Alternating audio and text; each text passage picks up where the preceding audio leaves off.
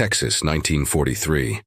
The freight cars rattled south through flatlands so vast they swallowed the horizon, carrying men who'd been told America was a land of savages. Through the slats, Corporal Ernst Weber watched mesquite trees blur past, their twisted branches clawing at a sky bleached white by heat.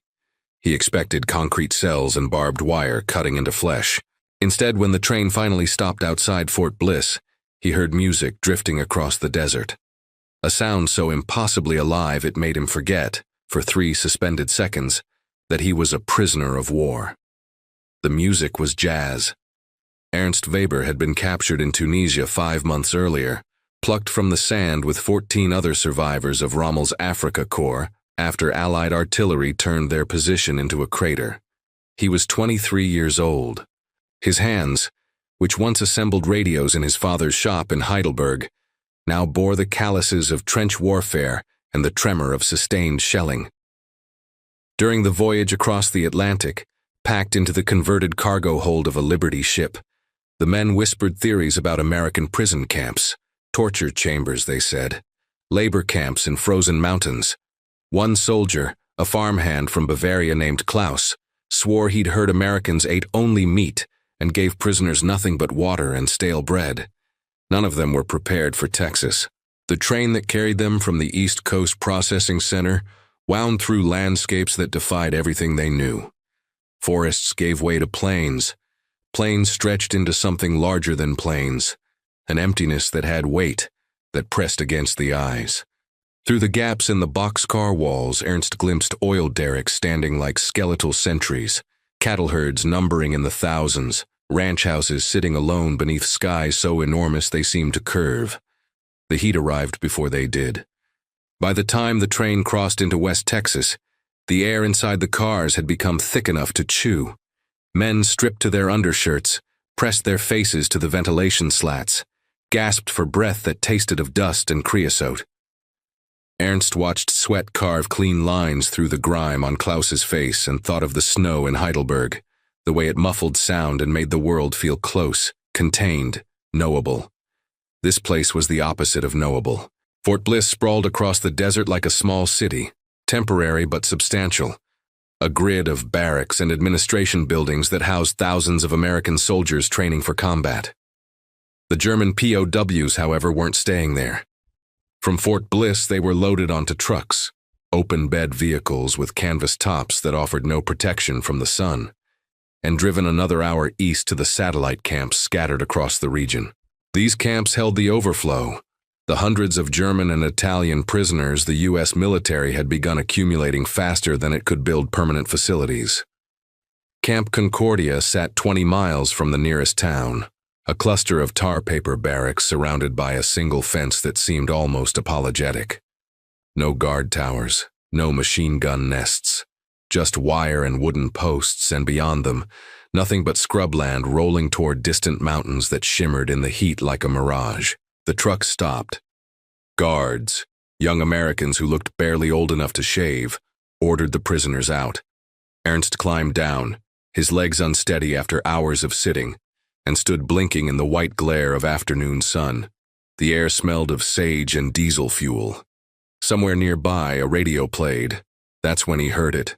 The sound came from the guard station near the camp entrance, tinny and distorted by distance and cheap speakers, but unmistakable. A saxophone wailed over a walking bass line, punctuated by drums that crackled with syncopation. Piano chords stabbed through the melody like bursts of color. It was Count Basie's Jumpin' at the Woodside, though Ernst didn't know the name. He only knew it made something inside his chest unlock. He froze. Klaus, standing beside him, noticed first. "Ernst, you all right?" Ernst didn't answer. His body had gone still, but his foot, without permission, without thought, had begun to tap. The rhythm found him before his mind could catch up, before propaganda could reassert itself, before the weight of being a prisoner could flatten the moment into something manageable. His shoulders moved, just slightly, just enough. A guard noticed. The American was perhaps 19, sun-burned red across his nose with a rifle slung casually over his shoulder. He watched Ernst with an expression that wasn't hostile so much as curious, the way someone might watch a bird do something unexpected. "You like that music, Fritz?" Ernst understood enough English to catch the question. He nodded slowly, as if sudden movement might break whatever spell was keeping him safe. The guard grinned. "Well, hell, didn't figure you boys had rhythm." He turned up the radio. The music got louder. The saxophone solo climbed into its upper register, wild and joyful and utterly free. Ernst's foot tapped harder. His hand, hanging loose at his side, began to snap fingers against his palm. And then, because the music demanded it, because something in his body remembered what it was to move for pleasure instead of survival, he took a step. Then another. His hips swayed. His shoulders rolled. For 15 seconds, Ernst Weber danced in the dust outside Camp Concordia, while 24 German prisoners stared. And a teenage American guard laughed. Not mockingly, but with genuine delight, the kind of laughter that bridges the space between enemies and makes them briefly impossibly just young men. When the song ended, Ernst stopped. The silence that followed felt enormous. He stood breathing hard, his face flushed, suddenly aware of what he'd just done. Klaus was staring at him with his mouth open. The other prisoners looked equally stunned. Dancing like that in front of the enemy, as if captivity were something that could be forgotten. It seemed obscene, treasonous, insane, but the guard just smiled. "Name's Corporal Jimmy Davis," he said, extending his hand. "Welcome to Texas." Ernst shook it. The guard's palm was rough with calluses, warm with sun. "Ernst Weber," he managed in broken English, "from Heidelberg." "Well, Ernst from Heidelberg," Jimmy said. "You just made my whole damn week." Jazz wasn't supposed to exist in Ernst's world. In Germany, the Reich Chamber of Music had banned it in 1933, declaring it entartete music, degenerate music, the corrupted noise of racial inferiors. The propaganda was explicit. Jazz represented everything the National Socialist state opposed. Its African-American origins, its Jewish composers and performers, its improvisational nature that valued individual expression over collective discipline, all of it was poison to Aryan culture. Radio broadcasts that once carried Duke Ellington and Louis Armstrong were replaced with Wagner and military marches. Nightclubs were raided. Records were destroyed. Teachers warned students that listening to jazz would contaminate the spirit and weaken the will. But Ernst's father owned a radio repair shop, which meant Ernst grew up surrounded by radios in various states of disassembly. And radios, if you knew which frequencies to find, could pull in signals from beyond Germany's borders. From Switzerland, from France before the occupation, from the BBC late at night when the interference was low. Ernst first heard jazz when he was 16, crouched in his father's workshop after midnight, headphones pressed tight against his ears. The signal was weak, fading in and out, but underneath the static came something that made his pulse quicken. Benny Goodman's clarinet spiraling through, sing, sing, sing. The drums thundered. The brass section punched through like fists. The solos erupted in cascades of notes that seemed to mock the very idea of constraint. He listened with his hand over his mouth, terrified someone would hear, knowing that what he was doing could bring trouble to his family. But he couldn't stop. The music felt like a secret the world was keeping from him, and now that he'd discovered it, everything else seemed muted by comparison. He'd taught himself to dance in that workshop late at night, moving between the workbenches while big band swing poured through the headphones. It was the only place he felt truly free. Not from the Reich, not from the approaching war, but from the self-consciousness that plagued him everywhere else. In those moments, his body knew what to do. The rhythm made decisions for him. Then came conscription. Then came North Africa. Then came capture and the certainty that everything he'd been before the war, the boy who fixed radios and danced to forbidden music, was gone forever. Until Texas. Camp Concordia housed 300 German POWs, mostly Afrika Korps veterans like Ernst, with a scattering of U-boat sailors pulled from the Atlantic and Luftwaffe pilots shot down over France. The camp's layout was simple. 4 barracks arranged in a square, a mess hall, a latrine building, a small infirmary. and an administrative office where the camp commander, Major Thomas Garrett, kept meticulous records of everything from food requisitions to escape attempts. There were no escape attempts. The guards quickly learned that German POWs in Texas didn't run. Where would they go? The nearest town was 20 miles away across open desert. The nearest city was El Paso, which might as well have been the moon. And beyond that, Mexico. But Mexico had also declared war on Germany. And the stories of what happened to escaped POWs who tried to cross the border were grim enough to discourage experimentation. Besides, the conditions at Camp Concordia were better than anything most prisoners had experienced in years. 3 meals a day. Clean water. Medical care. Shade during the hottest part of the afternoon. The Red Cross visited monthly. Mail from home arrived irregularly, but it arrived. Men gained weight. The dysentery that had plagued them in North Africa disappeared.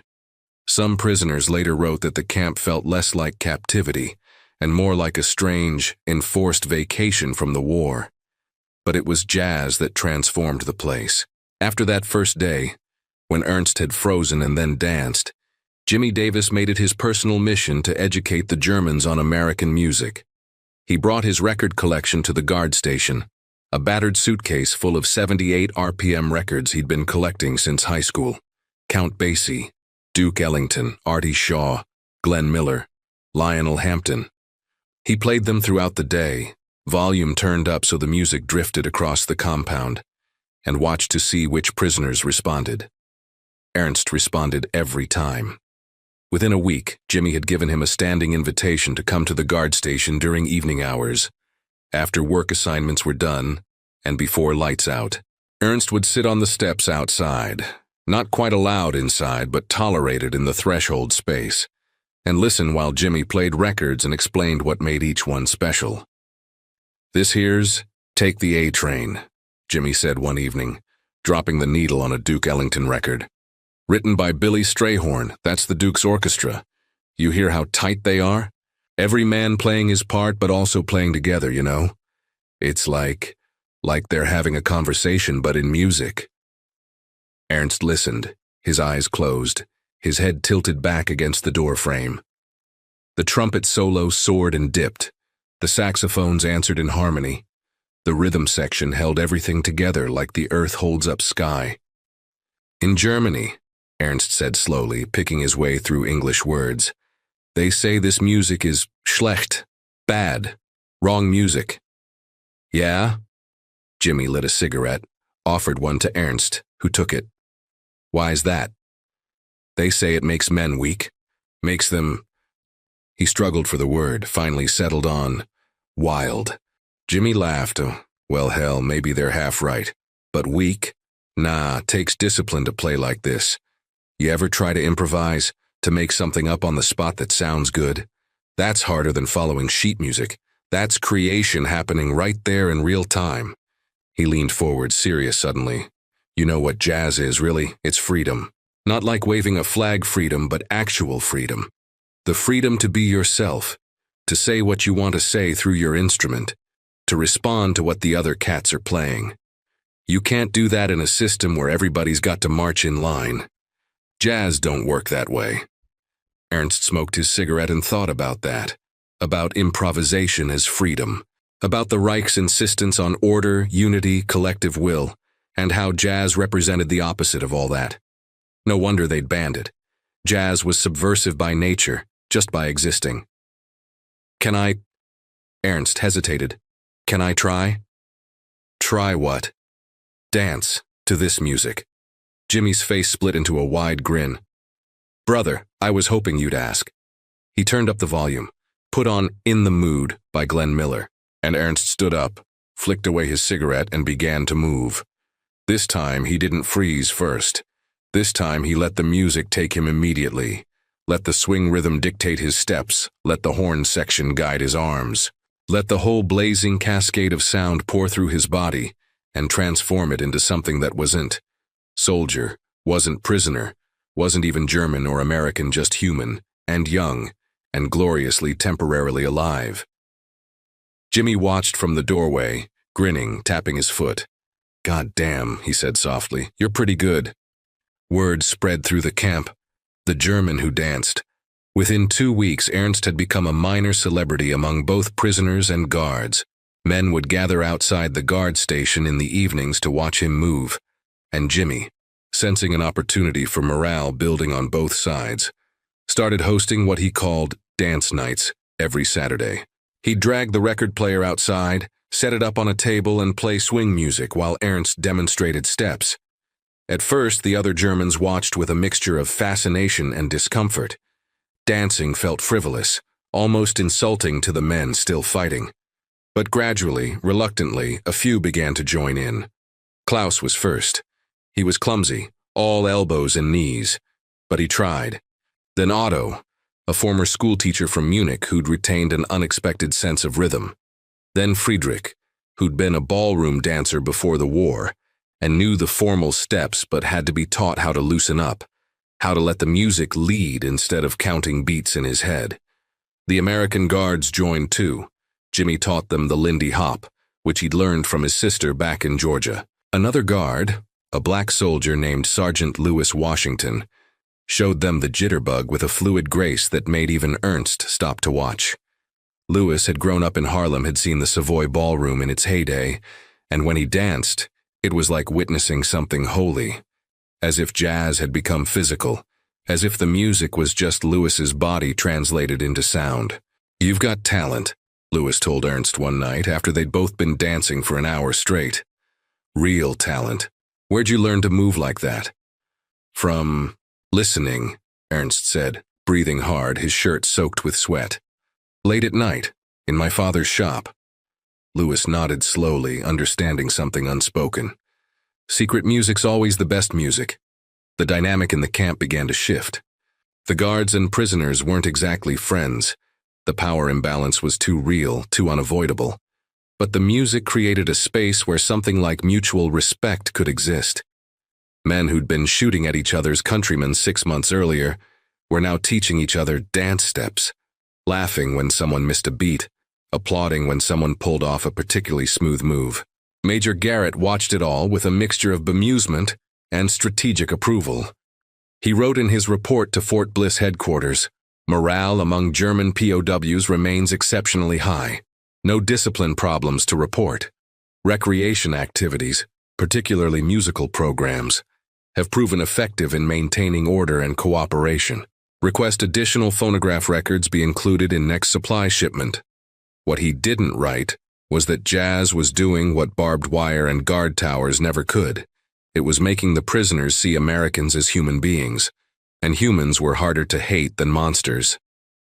By summer, the dances had evolved into full-scale social events. The guards brought dates from nearby towns, girls who worked in the diners and general stores, who were curious about the German prisoners and had heard about the dancing. The Germans, meanwhile, began to organize themselves. Ernst formed what he jokingly called the Camp Concordia Orchestra, teaching other prisoners how to clap out rhythm sections and harmonize vocal parts when records weren't available. They had no instruments, but they had voices, and hands, and improvisation. One Saturday night in July, when the heat still pressed down like a physical weight even after sunset, the record player broke. Jimmy had been trying to play String of Pearls, but the turntable motor gave out mid-song, and the music died into silence. The crowd that had gathered, maybe 40 people, prisoners and guards and local girls all mixed together, let out a collective groan. Ernst looked at Klaus, then at Otto, then at the rest of the German orchestra. Something passed between them, a decision made without words. "We sing," Ernst said to Jimmy. "You know In the Mood?" Jimmy's eyes widened. "You're gonna sing Glenn Miller?" "We try." Ernst stepped into the center of the space they'd been using as a dance floor, raised his hands, and began to count off. "Ein, zwei, drei, vier." The Germans started to sing. Not the words. None of them knew the words, and In the Mood was largely instrumental anyway. But the melody itself, the horn lines, the saxophone solos, the big band arrangements translated into human voices doing their best impressions of brass and reed instruments. They hummed the bass line. They snapped fingers for percussion. They scattered vocals and improvised harmonies and somehow, impossibly, created something that sounded like music. It was rough. It was imperfect, but it swung. The crowd erupted. The American girls started clapping along. Jimmy joined in, beatboxing a drum pattern with his mouth. And then people started dancing again, not to a record, but to the live, ragged, beautiful sound of German prisoners and American guards making jazz together in the middle of the Texas desert. Lewis Washington laughed so hard he had to sit down. "I'll be damned," he kept saying. "I'll be damned." When they finished, when the last note faded into the night air and the applause died down, Ernst found himself standing in the center of a circle, breathing hard, grinning like an idiot. Klaus grabbed him by the shoulders. "We're singing swing music," Klaus said, his voice full of wonder. "We're in a prison camp in Texas singing American swing music. Ernst, this is insane." "I know," Ernst said, and he was still grinning. The letters Ernst wrote home that summer were cautious, carefully worded to pass through censors on both sides. But between the lines they contained a truth he couldn't quite articulate directly. He was happier as a prisoner in America than he'd ever been as a soldier in the Wehrmacht. "Dear Mutti," he wrote in August, "the weather here continues very hot, but the work is not difficult. We help with maintenance around the camp and sometimes assist at nearby farms during harvest. The Americans treat us fairly. There is music here quite often. I have met some good people. I think of you and Father constantly. Please tell him his radios served me well. I hope this letter finds you in good health and that the worst is over soon. Your loving son, Ernst." What he couldn't say, that he'd stopped believing in the cause somewhere between Tunisia and Texas, that the Americans were nothing like what the propaganda had described, that he'd found more humanity in a prison camp than he'd ever seen in the Wehrmacht, that jazz had saved something inside him he'd thought the war had killed. His mother's letters back were infrequent and heavily censored, but they confirmed what he'd suspected. Germany was losing. The Allied bombing campaigns had intensified. Food was scarce. His father's shop had been damaged in a raid, though his parents were unharmed. Between the lines, Ernst read exhaustion and fear, and a desperate hope that her son would survive, would stay safe wherever he was, would come home when it was over. "Stay safe," she wrote. "Do not try to be brave. Just stay alive." Ernst folded the letter carefully and put it in the small box where he kept his few possessions. That night, at the dance, he threw himself into the music with an intensity that bordered on desperation. He danced until his legs shook, until sweat poured down his face, until the rhythm was all that existed and the war was somewhere far away, in another world, where he no longer had to live. Jimmy noticed. After the music stopped, after the crowd dispersed, he found Ernst sitting on the steps of the barracks, staring out at the dark desert. "You all right, brother?" Ernst didn't answer immediately. Then, "My mother says Germany is losing." Jimmy sat down beside him. "Yeah, looks that way." "Good," Ernst said quietly. "I hope we lose fast. I hope it ends soon." They sat in silence. The night was cooling finally, the heat releasing its grip. Stars appeared overhead, more stars than Ernst had ever seen in Germany, scattered across the black sky like jazz notes on a page. "What will you do?" Jimmy asked. After the war?" Ernst shrugged. "Go home, find my parents, try to rebuild." "You ever think about staying?" Ernst looked at him, startled. "In America? Why not? You like it here. You've got talent, real talent. There's clubs in every city. Bands always looking for dancers. Hell, you could probably make a living at it." Ernst laughed, but it wasn't a happy sound. "I am enemy, prisoner. They will send me back." "Maybe," Jimmy said, "but maybe not. War's not gonna last forever. And when it's done, you're just gonna be a guy who can dance. America likes guys who can dance." Ernst thought about that. About a future that wasn't going back to rubble and rationing and the shame of having lost. About staying in this impossible place where the sky went on forever and the music never stopped. "Maybe," he said finally. But he didn't believe it. The war ended in May 1945.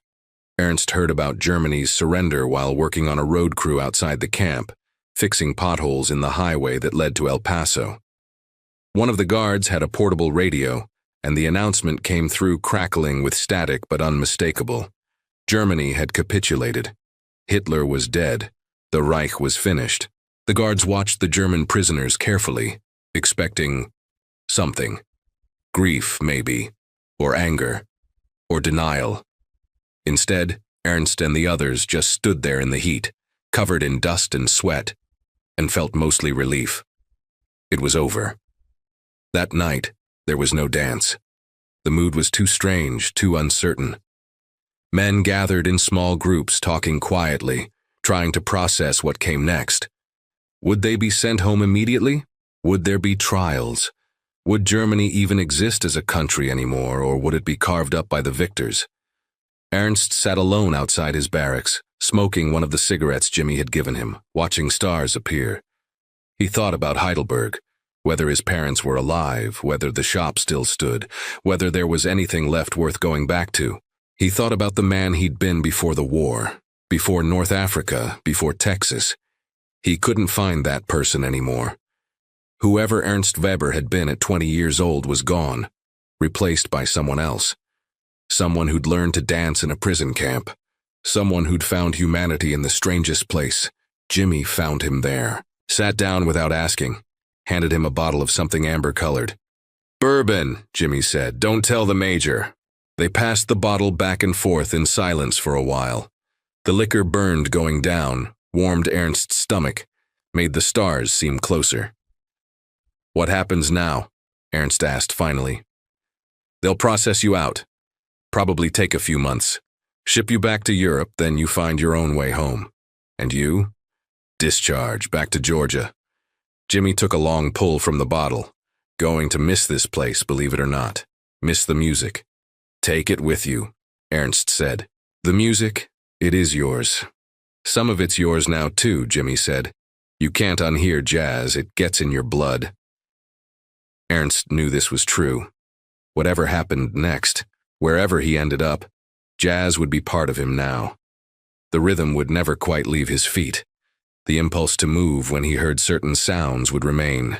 The music had marked him, changed him, made him into something his former self wouldn't recognize. "Jimmy," Ernst said carefully, "thank you. For everything. For the music, for treating us like human." Jimmy was quiet for a moment, then, "You know what the crazy thing is? I should probably hate you guys. I got a cousin who died at Normandy. Got friends who are still over there, still fighting. But I can't make myself see you as the enemy. I just see Ernst who likes to dance. Ernst who sings Glenn Miller in a German accent. Ernst who's a pretty decent guy who happened to be born on the wrong side of an ocean." He passed the bottle again. "War's fucked up that way. Makes enemies out of people who'd probably be friends otherwise." They finished the bourbon, sat watching the stars, and for a while longer they were just two young men in the desert, sharing a bottle and trying to make sense of the world. Ernst was repatriated in September 1945. The journey back to Germany took 3 weeks, by train to New York, by transport ship across the Atlantic, by truck convoy from France into the American occupation zone.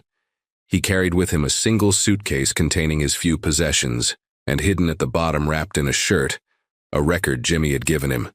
Count Basie's Jumpin' at the Woodside. Heidelberg was unrecognizable. Whole neighborhoods had been flattened by bombing. The university was damaged. The old bridge was intact, but the buildings around it were skeletal, burned out, hollow. Ernst walked through streets he'd known his entire life and couldn't find landmarks, couldn't orient himself. The city had become a ghost of itself. He found his parents living in a basement apartment in a building that had lost its top 3 floors. His mother was 52, but looked 70. His father was thinner than Ernst remembered, his hands trembling from what he later learned was early-stage Parkinson's. They wept when they saw him. They'd assumed he was dead. For months, Ernst barely spoke. He worked whatever jobs he could find, clearing rubble, rebuilding walls, carrying supplies. Germany was a wasteland. Food was scarce. Winter was brutal. Millions of refugees poured in from the east, fleeing Soviet occupation. The shame of what Germany had done, what they'd discovered in the camps, in the documentation of atrocities, hung over everything like smoke. But Ernst had his record. He played it late at night when his parents were asleep, headphones pressed tight against his ears just like when he was 16. And for 3 minutes and 30 seconds, he was back in Texas. Back in the heat and the dust and the impossible freedom of jazz music drifting across a prison camp. Back in a moment when the world had made a kind of sense he'd never found anywhere else. He started dancing again in 1947, after the worst of the hunger had passed. There was a club in Heidelberg, a basement space where American soldiers stationed in the occupation came to drink and listen to music. Ernst walked in one night, asked if they needed dancers. The owner, a black sergeant from Chicago named Marcus, looked him up and down. "You any good?" Ernst didn't answer with words. The band was playing Take the A Train. He just stepped onto the floor and danced. Marcus hired him on the spot. For the next 5 years, Ernst performed 6 nights a week at the Blue Note, dancing to jazz and swing music for audiences of American soldiers, German civilians, and displaced persons from every corner of Europe. He became known as the German Fred Astaire, though he thought the comparison was ridiculous. He wasn't elegant. He was just a man who'd learned to express freedom through movement, who'd found a language that transcended borders and ideology and the horrors of what they'd all survived. He never went back to Texas, but he never stopped dancing to the music he'd discovered there. In 1963, 18 years after the war ended, Ernst received a letter postmarked from Atlanta, Georgia. The handwriting was familiar but older, shakier. Inside was a single sheet of paper and a newspaper clipping. The letter read, "Dear Ernst, I hope this reaches you. Took some doing to track down your address. Saw this article in the newspaper and thought you'd want to know. The Count passed away last week. They gave him a hell of a funeral. All the greats were there. I'm teaching music now. High school band in Atlanta. Got a wife, 3 kids, a house with a real front porch. Life's pretty good. But sometimes I think about those nights in Texas, about the dancing, about how weird and wonderful it all was. Best job I ever had, being a prison guard. Only time in my life I felt like I was helping build something instead of tear it down. I hope you're well. I hope you kept dancing. I hope the music's still in your blood. Your friend, Jimmy Davis." The newspaper clipping was Count Basie's obituary. Ernst read it twice carefully, then folded it and put it in the box where he kept his letters from the war. That night he played Jumpin' at the Woodside for the first time in months. The record was scratched now, worn thin from decades of use. The sound quality was terrible. But when that opening saxophone line came through the speakers, when the rhythm section kicked in, when the whole blazing architecture of the song revealed itself, Ernst closed his eyes and was 23 again. Standing in Texas dust, hearing jazz for the first time without fear. He danced in his living room while his wife watched from the doorway, smiling. He danced until his knees ached and his breath came hard. He danced because the music demanded it, because his body remembered, because somewhere across an ocean a man named Jimmy Davis had once turned up a radio and said, "You like that music, Fritz?" He danced because jazz had defeated the Reich more thoroughly than any army ever could. Not with violence, but with joy. Not with force, but with the simple, revolutionary act of seeing enemies as human beings. He danced because the music had saved him. And when the song ended, when the silence that followed felt like falling, Ernst Weber stood in his living room in Heidelberg, breathing hard, tears on his face, and whispered to the empty air, "Thank you." The music had set him free, and he'd never forgotten it.